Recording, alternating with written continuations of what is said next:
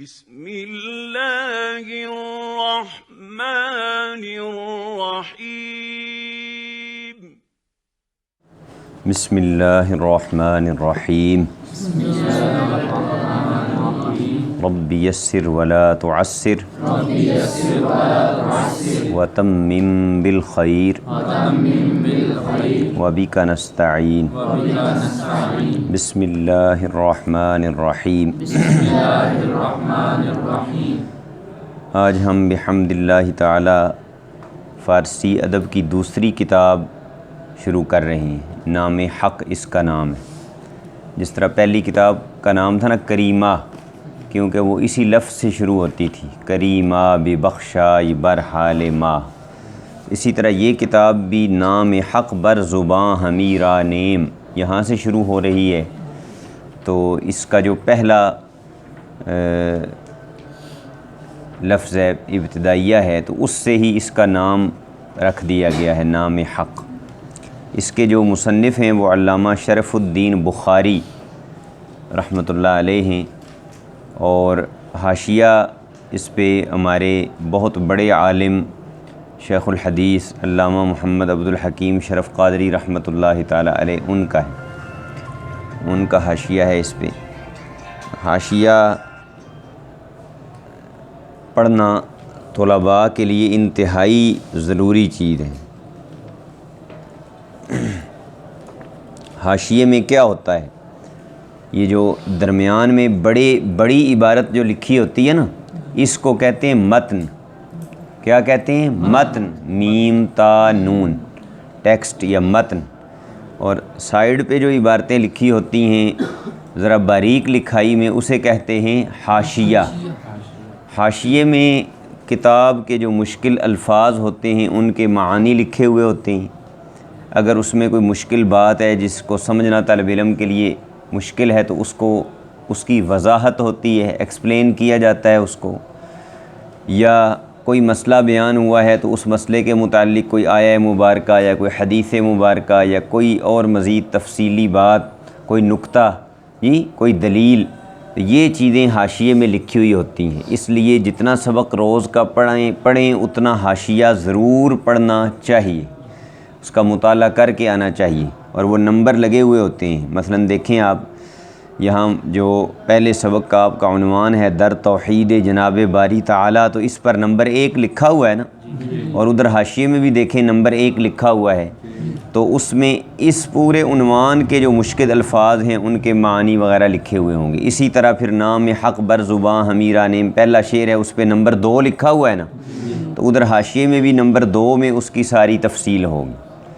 ٹھیک ہے جی، یہ طریقہ کار ہوتا ہے حاشیہ میں کوئی چیز ڈھونڈنے کا، کہ نمبر لگے ہوتے ہیں متن میں بھی، اور اسی کے مطابق حاشیے میں بھی نمبر لگے ہوتے ہیں، اور وہاں سے اس کو آپ نے پڑھ کے آنا ہے، تاکہ آپ کے ذہن میں کچھ باتیں پہلے بھی ہوں، اور پھر استاد صاحب جو باتیں سمجھائیں وہ آپ کے ذہن میں اچھی طرح بیٹھ سکیں، ذہن نشین ہو سکیں۔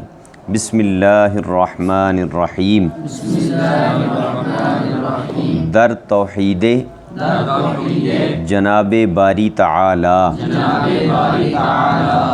توحید کا معنی ہے اللہ تعالیٰ کو ذات اور صفات اور افعال میں ایک ماننا، ذات میں ایک ماننا، صفات میں ایک ماننا، اور افعال میں ایک ماننا۔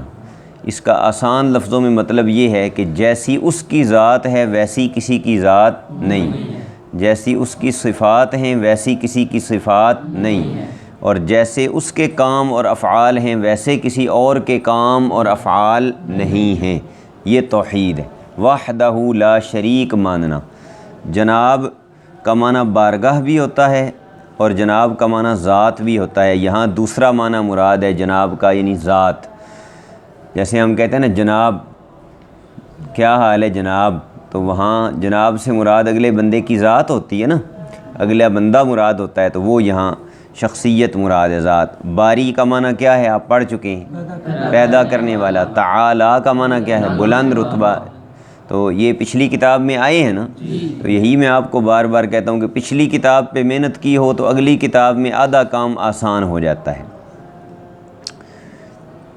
بلند رتبہ پیدا کرنے والے کی ذات کی توحید کے بیان میں، یعنی مصنف اپنی کتاب کا آغاز اللہ تعالیٰ کی توحید کے بیان سے کر رہے ہیں، جیسا کہ ہونا بھی یہی چاہیے کہ کسی بھی کام یا کسی بھی کتاب کا آغاز سب سے پہلے اس میں کیا ہونا چاہیے؟ اللہ تعالیٰ کا ذکر، پھر نبی کریم علیہ الصلاۃ والسلام کی تعریف و توصیف، درود و سلام، صحابہ اکرام، اہل بیت اطہار پہ درود و سلام، تو یہی ان کی ترتیب بھی ہوگی۔ نام حق بر زباں ہمیرا نیم، کہ بجانو دلش ہمی خوانیم۔ حق اللہ تعالیٰ کے ناموں میں سے ایک نام ہے، یہ بھی آپ پڑھ چکے ہیں۔ نام حق کا معنی کیا ہوگا؟ اللہ تعالیٰ کا نام۔ کون سا مرکب ہے یہ؟ مرکب اضافی۔ بر کون سا حرف ہے؟ حرف جر، فارسی کے حروف جارہ میں سے ہے، ٹھیک ہے جی۔ کون کون سے ہیں حروف جارہ؟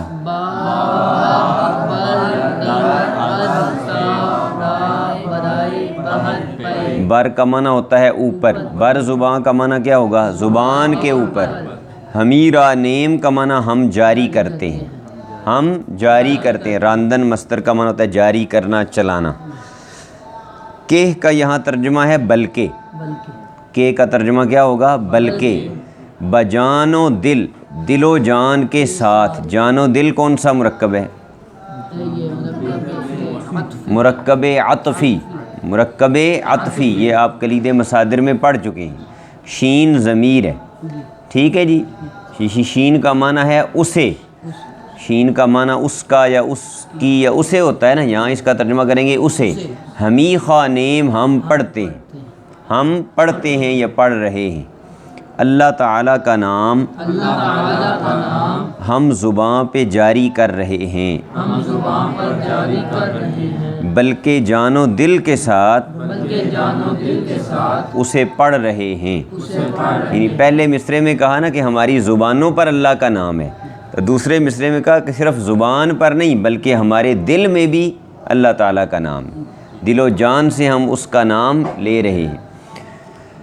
ملک و صانع و قدیم و حکیم، خالق و رازق و رؤوف و رحیم۔ یہ سب اللہ تعالیٰ کے نام ذکر کیے ہیں، انہیں کہتے ہیں اسماء حسنہ۔ کیا کہتے ہیں؟ وَلِلَّهِ الْأَسْمَاءُ الْحُسْنَى فَادْعُوهُ بِهَا، یہ وہ ہیں اللہ تعالیٰ کے جو اسماء مبارکہ ہیں، انہیں کیا کہتے ہیں؟ اسماء حسنہ، یعنی خوبصورت نام۔ ملک کا معنی ہے بادشاہ، صانع کا معنی ہے بنانے والا، کاریگر، قدیم کا معنی ہے جو ہمیشہ سے ہو۔ ویسے قدیم کا معنی ہوتا ہے نا پرانا، یہاں اللہ تعالیٰ کے بارے میں جب یہ لفظ استعمال ہوگا تو اس کا معنی پرانا نہیں کریں گے، بلکہ اس کا معنی کیا ہوگا؟ ہمیشہ سے ہو، رہنے والا، جو ہمیشہ سے ہو۔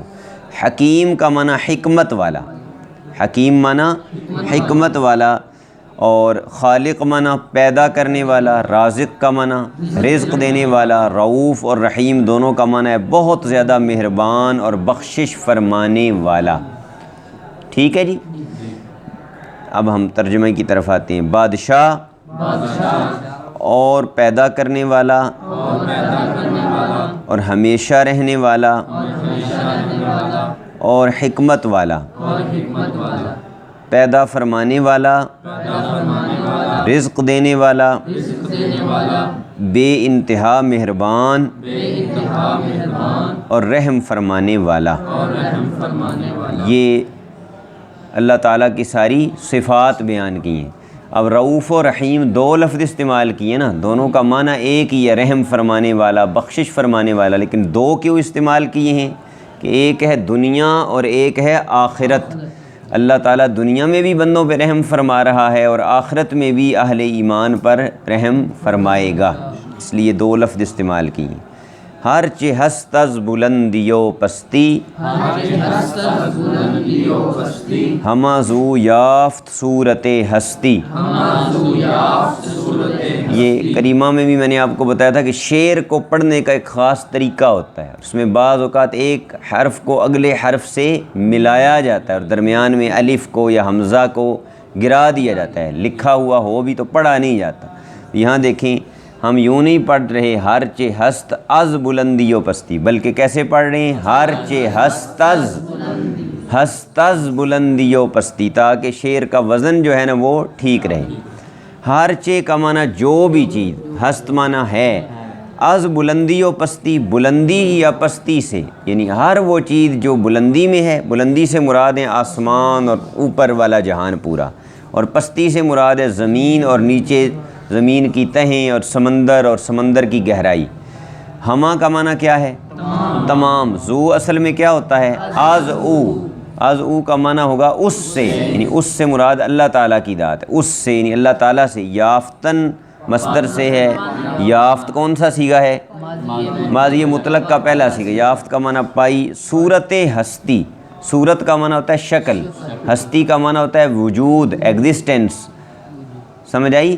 صورت ہستی کا معنی ہے وجود کی صورت۔ بدقہ وہ یہ رہے، مفہوم یہ ہے کہ بلندی اور پستی میں جو کچھ بھی موجود ہے سب نے اپنا وجود اور اپنے وجود کی شکل اسی سے پائی، یعنی وہی ہے جو سب کو وجود عطا فرمانے والا، خالق کل شیء، ہر چیز کا پیدا کرنے والا۔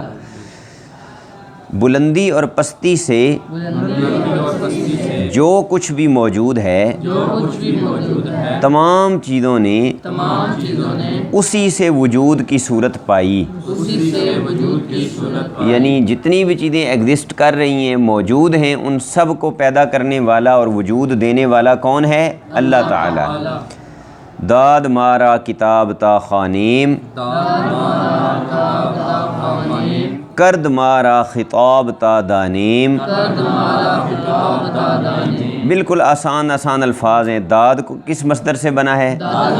کرد کس سے بنا ہے؟ خانیم کس سے بنا ہے؟ خواندن سے۔ دانیم کس سے بنا ہے؟ دانستن سے۔ 4 مصدر آئے ہیں اسے ایک شعر میں۔ مارا کا معنی کیا ہوگا؟ ہمیں، یہ بھی 2 دفعہ آیا ہے۔ ما کا معنی ہم یا ہمیں ہوتا ہے نا، را کا معنی کو، مارا ہم کو یا ہمیں۔ ہمیں کتاب عطا فرمائی تاکہ ہم پڑھیں، ہم سے خطاب فرمایا تاکہ ہم جانیں۔ یہ بھی اس کی شان ہے نا کہ اس نے ہمیں پیدا کر کے ایسے ہی اندھوں کی طرح نہیں چھوڑ دیا، اس نے ہماری رہنمائی کے لیے کیا فرمایا؟ کتاب عطا فرمائی، اور اس نے ہم سے خطاب فرمایا۔ خطاب کا معنی گفتگو ہوتا ہے نا، تو اللہ تعالیٰ نے نبی کریم علیہ السلام کے ذریعے انسانوں سے گفتگو فرمائی۔ یا ایھا الناس، قرآن کریم میں نہیں آتا بار بار، اے لوگو، یا ایھا الذین آمنو، اے ایمان والو، تو سب سے اللہ نے خطاب کیا ہے، باتیں کی ہیں۔ کیوں؟ تا دانیم، تاکہ ہم جانیں، ہمارے پاس علم آئے کہ ہم نے اسے راضی کیسے کرنا ہے، ہم نے زندگی کیسے گزارنی ہے۔ یہ اس کا احسان ہے، اللہ کے احسانوں کا ذکر کر رہے ہیں نا، تو کتاب عطا فرمانا بھی اللہ تعالیٰ کا احسان ہے، نبی بھیجنا بھی اللہ تعالیٰ کا احسان ہے، ہم انسانوں سے کلام فرمانا بھی اللہ تعالیٰ کا احسان ہے۔ طاعت اوست فرض عین شدہ، برہما خلق ہم چو دین شدہ۔ اب یہ طاعت او کا معنی کیا ہوگا؟ اس کی اطاعت، اس کی فرما برداری۔ کون سا مرکب ہے یہ؟ مرکب اضافی۔ آگے جو است آیا ہوا ہے نا، یہ اصل میں شدہ کے ساتھ آنا چاہیے تھا، شدہ است، لیکن شعروں میں آپ یہ یاد رکھیں کہ شعروں میں الفاظ کو آگے پیچھے کر لیا جاتا ہے، تقدیم و تاخیر اسے کہتے ہیں۔ کسی چیز کو پہلے لے آنا، اس کو کیا کہتے ہیں؟ لکھو نا کاپیاں، اسی لیے آپ کو پکڑائی ہیں، لکھو یہ لفظ۔ تقدیم کا معنی ہوتا ہے کسی چیز کو آگے لے آنا، اور تاخیر اس کا اپوزٹ ہے۔ آپ کی کاپی کدھر ہے؟ نکالیں، لکھیں۔ تقدیم، قاف 2 نقطوں والا۔ تقدیم کا معنی آگے کرنا کسی چیز کو یا پہلے لانا، اور تاخیر کا معنی ہوتا ہے کسی چیز کو پیچھے کرنا یا بعد میں لانا۔ تو شعروں میں الفاظ میں تقدیم و تاخیر ہوتی رہتی ہے، چیزیں آگے پیچھے ہوتی رہتی ہیں۔ تو است کا تعلق کس کے ساتھ ہے؟ شدہ کے ساتھ۔ شدہ است، یہ ماضی قریب ہے نا، شدن سے۔ فرض عین کسے کہتے ہیں؟ فرض عین، اللہ تعالیٰ نے جو چیزیں فرض فرمائی ہیں نا، لازم فرمائی ہیں انسانوں پر، وہ 2 طرح کی۔ کتنی طرح کی ہیں؟ 2 طرح۔ ایک فرض عین اور ایک فرض کفایہ۔ کون کون سی ہیں؟ فرض عین اور فرض کفایہ۔ فرض عین کسے کہتے ہیں؟ جس کا کرنا ہر بندے پر لازم ہو۔ فرض عین کیا ہے؟ جس کا کرنا ہر بندے پر لازم ہو۔ مثلا نماز پنجگانہ کیا ہے؟ فرض عین۔ تو یہ ایسا نہیں ہے کہ چند پڑھ لیں تو باقی کو بھی معاف ہو جائے، یا میری جگہ پہ آپ پڑھ رہے ہیں یا کوئی اور پڑھ رہا ہے، سب نے پڑھنی ہے اور خود ہی پڑھنی ہے۔ اور فرض کفایہ اسے کہتے ہیں کہ چند لوگ بھی کر لیں نا، چند لوگ بھی کر لیں تو ثواب تو انہی کو ملتا ہے جنہوں نے کیا ہوتا ہے، لیکن باقیوں سے بھی گناہ اٹھ جاتا ہے، گناہ ان کو نہیں ملتا۔ یعنی دوسرے لفظوں میں فرض عین وہ ہے جو انڈیویجول کا ہر ایک کا علیحدہ علیحدہ فرض ہے، انڈیویجول ڈیوٹی ہے، ذاتی ڈیوٹی ہے۔ اور جو فرض کفایہ ہے وہ سوسائٹی کی ڈیوٹی ہے، سوسائٹی میں سے، معاشرے میں سے چند لوگ کر لیں تو وہ ادا ہو جاتا ہے۔ وہ کیا ہے؟ مثلا کوئی مسلمان فوت ہو جائے تو اس کو کفن دینا، اس کو غسل دینا، اس کی نماز جنازہ پڑھنا، اس کو دفن کرنا، یہ سارے کام کیا ہیں؟ فرض کفایہ ہیں۔ علم دین اس قدر حاصل کرنا کہ جس سے بندہ عالم بنے اور مسائل کتابوں سے معلوم کر کے لوگوں کو بتا سکے، یہ بھی کیا ہے؟ فرض کفایہ۔ چند لوگ کریں گے تو ثواب تو انہی کو ہوگا، باقیوں کی بھی گناہ ان کو نہیں ہوگا۔ لیکن اگر کوئی بھی نہیں کرے گا تو جتنے لوگ اس جگہ پہ موجود ہیں وہ سب کے سب گناہ گار ہوں گے۔ اور اس کی حد علماء نے بیان فرمائی ہے 40 کلومیٹر۔ 40 کلومیٹر کے اندر اگر کوئی ایک بندہ بھی عالم دین نہیں بنتا مکمل، تو اس 40 کلومیٹر میں جتنے بھی گاؤں ہیں اور جتنے بھی رہنے والے لوگ ہیں وہ سب کے سب کل قیامت کے دن مجرم ہوں گے اللہ تعالیٰ۔ کیوں نہیں انہوں نے ان میں سے کسی نے سیکھا؟ سمجھ آئی ہے؟ اس سے آپ کو اپنی کام کی عظمت کا اندازہ ہوگا کہ آپ کتنا بڑا کام کر رہے ہیں۔ سوسائٹی کو اللہ کے عذاب سے بچانے کا ذریعہ ہے انشاءاللہ آپ، اگر آپ عالم دین بنیں گے۔ تو فرماتے ہیں کہ برہمہ خلق، برہمہ کا خلق کا معنی کیا ہوگا؟ تمام مخلوق پر، بر پھر وہی حرف جر آیا ہوا ہے، ہمہ بھی وہی لفظ ہے جو آپ کئی دفعہ پڑھ چکے ہیں، خلق بھی آ چکا ہے پہلے۔ دین کہتے ہیں قرضے کو، دین قرآن کریم میں آیا ہے یہ لفظ، کہاں آیا ہے؟ نہیں دین، یا ایہا الذین آمنوا اذا تداینتم بدین الی اجل مسمی۔ دین کا معنی ہوتا ہے قرضہ۔ ہم چو کا معنی کیا ہوتا ہے؟ طرح یا جیسے، چوں یا ہم چو کا معنی ہوتا ہے طرح یا جیسے۔ اس کی اطاعت فرض عین ہوئی ہے تمام مخلوق پر، قرض کی طرح ہوئی ہے، یعنی اس رب کی اطاعت تمام لوگوں پر فرض عین ہے، ہر پر انفرادی طور پر الگ الگ فرض ہے اس کی اطاعت، مرد پر، عورت پر، جوان پر، بوڑھے پر، جو بھی عاقل بالغ ہے۔ اور کہتے ہیں کہ یہ تمام مخلوق پر اس کی اطاعت ایسے ہی ہے کہ جیسے بندے نے کسی کا قرضہ دینا ہو، تو قرضہ دیے بغیر جان نہیں چھوٹتی، تو اللہ کی اطاعت اور فرما برداری کیے بغیر بھی قیامت کے دن بندہ سرخرو نہیں ہوگا۔ ہر چے او گفت آں کنیم ہما، طاعت او بجاں کنیم ہما۔ ہر چے پھر وہی لفظ ہے، جو کچھ یا جو بھی، او کا معنی وہ یا اس، گفت کس مصدر سے بنا ہے؟ کنیم کس مصدر سے بنا ہے؟ کردن معنی کرنا، مضارع کیا ہے؟ کند۔ اچھا جی، با جاں کا معنی جان کے ساتھ، یہاں بھی با جو ہے یہ حرف جر آیا ہے، ہما پھر وہی لفظ ہے جو پہلے آ چکا، کیا معنی ہے اس کا؟ تمام۔ جو کچھ بھی اس نے فرمایا ہم سب وہ کرتے ہیں، اس کی اطاعت ہم سب دل و جان سے کرتے ہیں، یعنی جو کچھ اس نے فرمایا، جو حکم دیا، گفتن کا ویسے معنی کہنا ہوتا ہے نا، لیکن ادب کے لیے ہم کیا کہیں گے؟ جو اس نے فرمایا ہم سب وہ کرتے ہیں، اور اس کی اطاعت ہم دل و جان سے کر۔ ایک ہوتی ہے نا کسی کی بات ماننا مجبوراً، دل نہ کر رہا ہو بندہ، مجبور ہو کے کسی کی بات مانے، تو وہ فرما رہے ہیں کہ ہم اس کی اطاعت مجبور ہو کے نہیں کر رہے بلکہ دل و جان سے کر رہے ہیں۔ ہمارا دل کہتا ہے کہ ہمیں اپنے رب کی بات ماننی چاہیے۔ آنچ او گفت غیر آن کردن، نیست سود بجز زیاں کردن۔ آنچے کا معنی وہ جو، او گفت اس نے کہا، غیر آن اس کے علاوہ، اس کے الٹ، کردن کا معنی کرنا، سود کہتے ہیں فائدے کو، ٹھیک ہے، جو اردو کا لفظ ہے نا سود، اس کو بھی سود اسی لیے کہتے ہیں نا کہ وہ بندہ پرافٹ لیتا ہے، اگرچہ ناجائز یا حرام ہے لیکن ہے تو پرافٹ نا، فائدہ۔ تو سود کا معنی فارسی میں کیا ہے؟ فائدہ۔ یہ اردو والا سود وہ مراد نہیں ہے،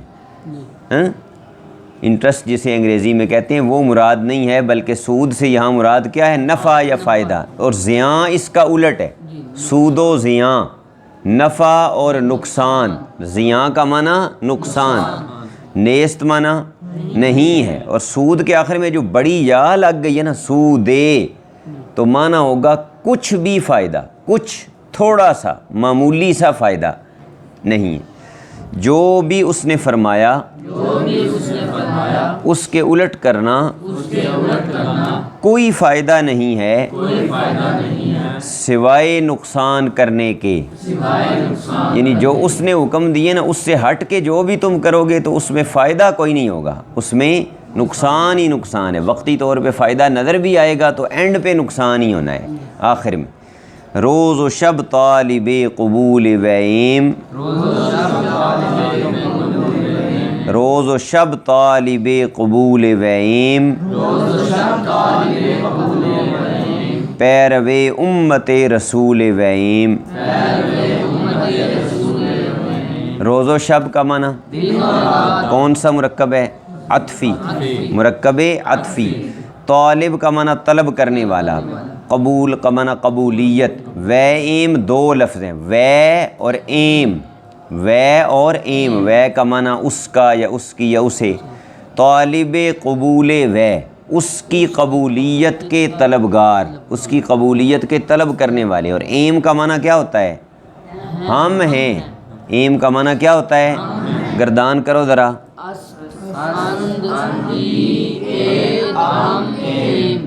ہاں جی، تو ایم کا معنی کیا ہوتا ہے؟ ہم ہیں۔ پیرو کا معنی ہوتا ہے فالوور، متبع، پیروی کرنے والا، پیچھے چلنے والا۔ امت دین کے معنی میں ہے یہاں جو لفظ امت ہے وہ دین کے معنی میں۔ ایک تو ہم کہتے ہیں نا کہ ہم حضور کی امت ہیں، لیکن امت کا ایک معنی عربی میں دین بھی ہے۔ ہم دن اور رات اس کی قبولیت کے طلبگار ہیں، ہم اس کے رسول کے دین کے